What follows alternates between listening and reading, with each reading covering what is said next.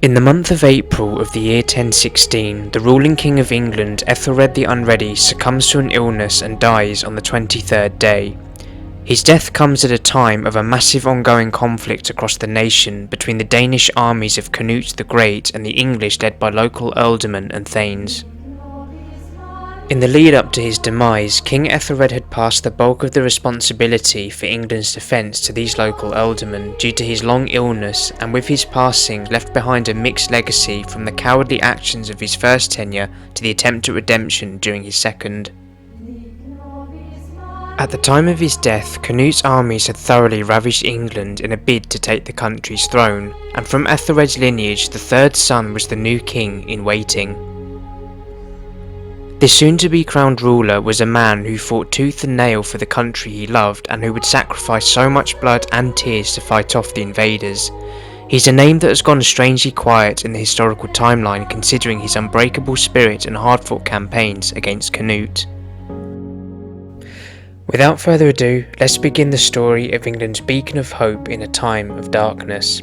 This is the journey of King Edmund Ironside and his epic battles against King Canute the Great of Denmark.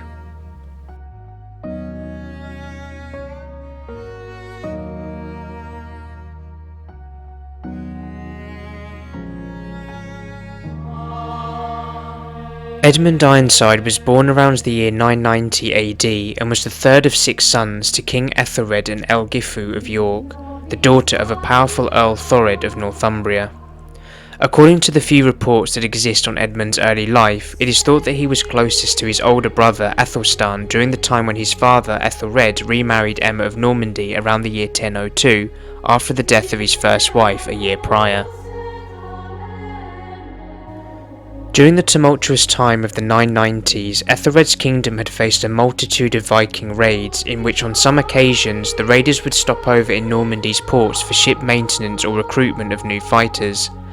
Aethelred believed that by marrying Emma of Normandy, this move would improve relations between England and the northern French land and help cease Viking activity in the waters of the English Channel and the North Sea. Both Edmund and his brother Aethelstan formed a close relationship during this time for their shared suspicion of their father's marriage to Emma and what her role as queen consort may entail for their future prospects.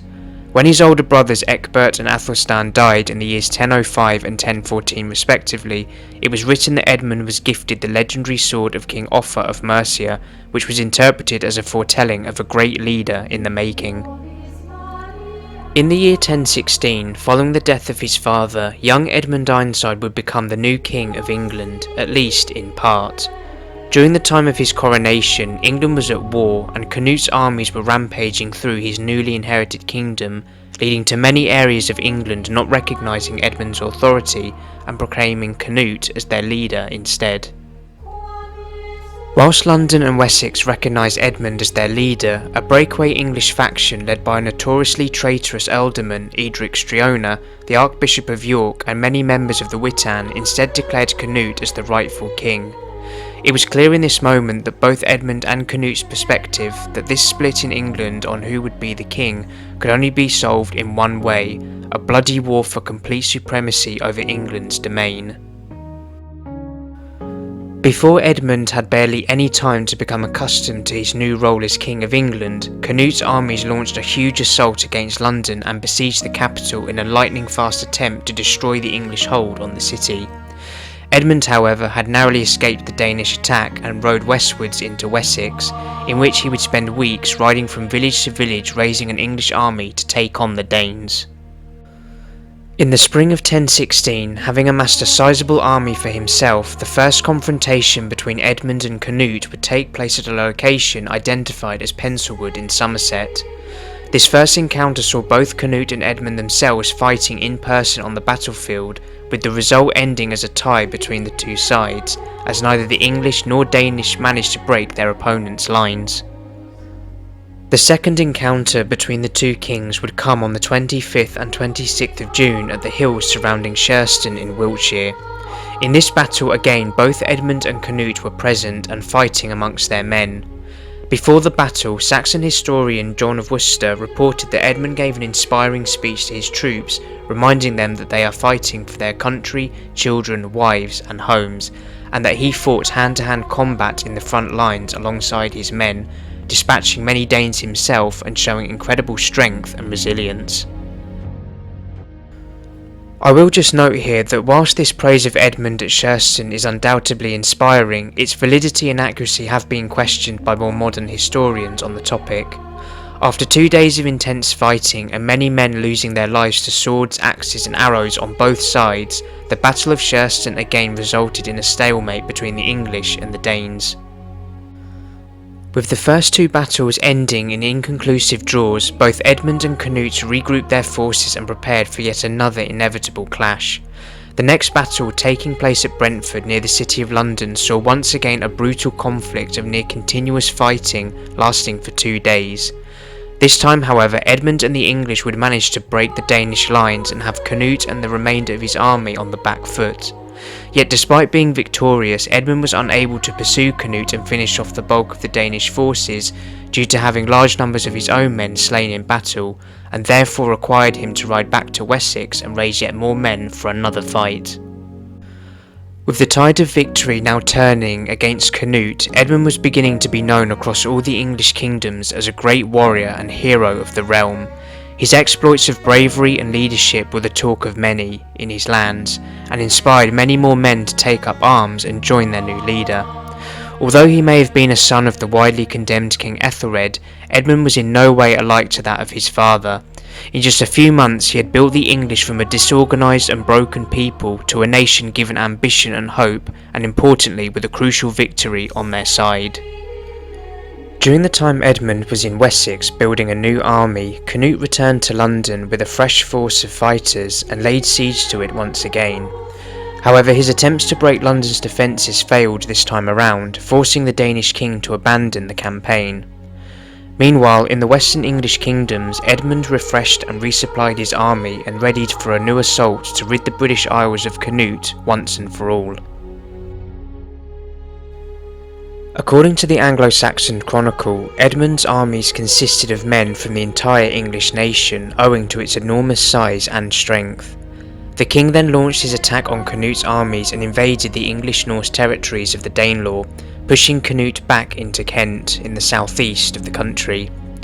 Sensing a change in the fortunes of the English, the powerful ealdorman Edric Striona, who had already changed allegiances from Edmund to Canute when the Danish invasion began, now switched sides once again to fight for Edmund, which would further bolster the English forces. Striona's change was at least on the surface welcomed by Edmund, but also raised suspicions, as this was the second time in less than a year that the ealdorman had changed sides.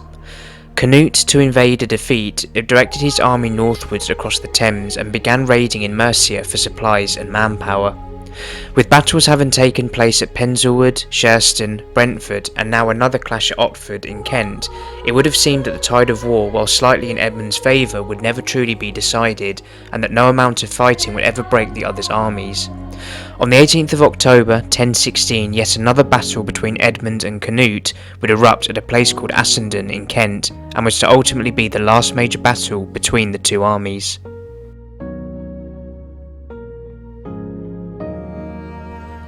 In the early morning of the 18th, Edmund ordered his forces into 3 lines, and ever the warrior himself chose to take up a position at the front alongside his men. With the battle underway, it was told that Edmund himself once again fought valiantly and led a charge into the Danish lines, cutting down many of his enemies in the process.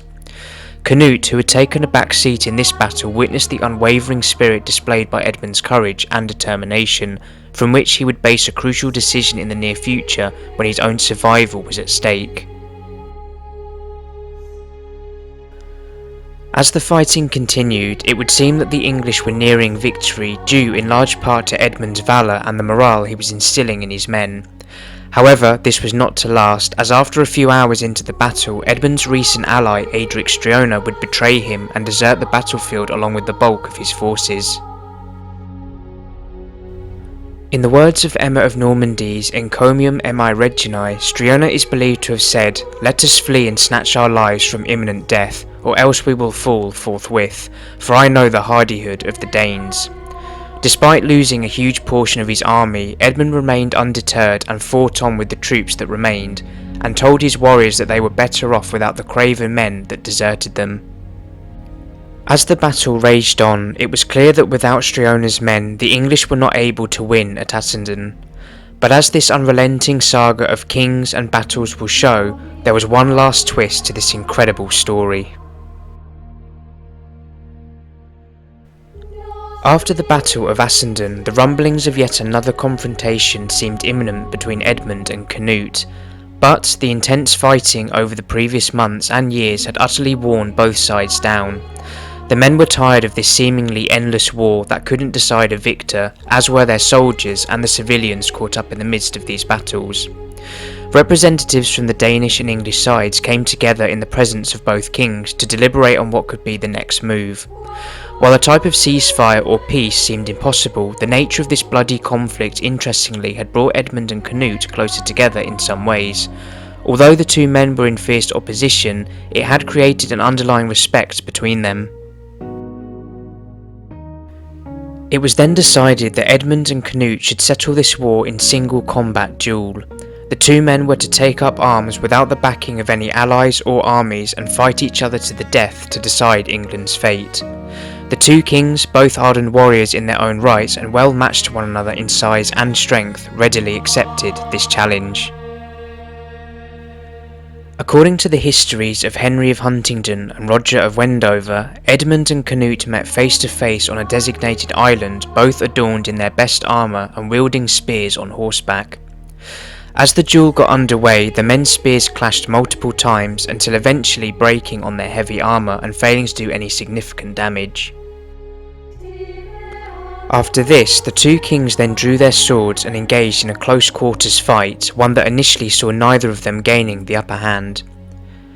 As time drew on, it became clearer that Edmund, who was the slightly larger of the two men, was beginning to gain the upper hand in the fight. Canute was tiring and thus started taking more hits from Edmund's sword and shield, knocking him to the ground and breaking his defences. But as had been the case this whole time, Edmund was still unable to fully defeat Canute and deliver the killing blow. Sensing his end may be nigh, Canute in a last-ditch burst of energy returned to better form and fought back hard against Edmund. The two men continued this way back and forth continuously until both of them, exhausted, eventually slowed to a halt. Fearing he could not go on any longer, Canute suddenly pulled back from the fight and asked for a moment of dialogue, where he spoke these words to Edmund. "Until now I have coveted your kingdom's bravest of men, but now I find that I desire not only your kingdom, but your friendship above all. Fortune has favoured me in my lands, yet it is your extraordinary valour that has won my heart. I would rather have you as a companion than conquer your kingdom. Let us rule together, you and I." King Edmund, ever the keen listener, paused and was initially shook by his opponent's words, but he ultimately accepted this offer of peace, and to the relief of the Danes, English and the kingdom, the fighting was finally over. The kingdom was then divided between them, with Canute ruling the northern lands and Edmund would retain control of the southwestern English areas, including his homeland of Wessex. For a time, the two kings ruled their respective kingdoms without conflict or turmoil, but only a month after the Battle of Assendon and the peace treaty, Edmund would die on the 30th of November 1016, leaving Canute to take control of his lands and become the sole king of England.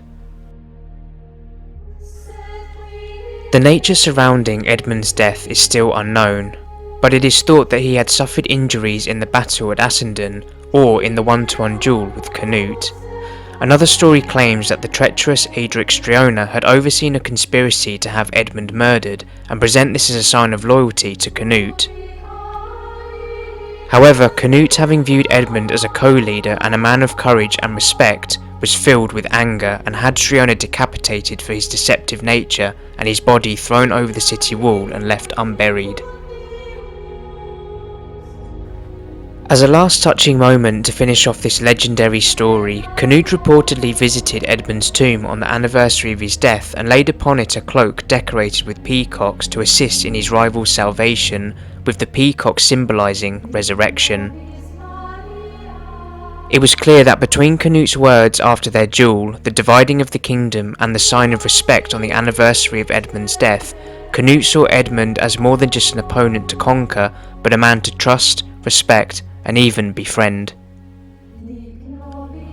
Whilst there certainly is some debate over the authenticity of Edmund and Canute's bond towards one another, and if their duel really did happen as epically as documented, there is no doubt that both Edmund and Canute were great warriors in their own right, and that their continued battles against one another brought at least some semblance of admiration and respect for the other. Despite his name becoming largely lost to history, Edmund's story is nothing short of inspiring, and had he ruled for longer, may have gone down as one of England's greatest ever kings. I hope that one day Edmund's name resurfaces again in popular consciousness and his tales of bravery and courage talked about once more. He was a man who gave everything he could to fight and defend his country, and if indeed fact rather than fiction, even won over the respect of his greatest enemy. I hope you guys enjoyed today's video. If you did, please consider subscribing to the channel, leaving a like and hitting the bell for notifications. Thank you all for watching, and I'll see you next time.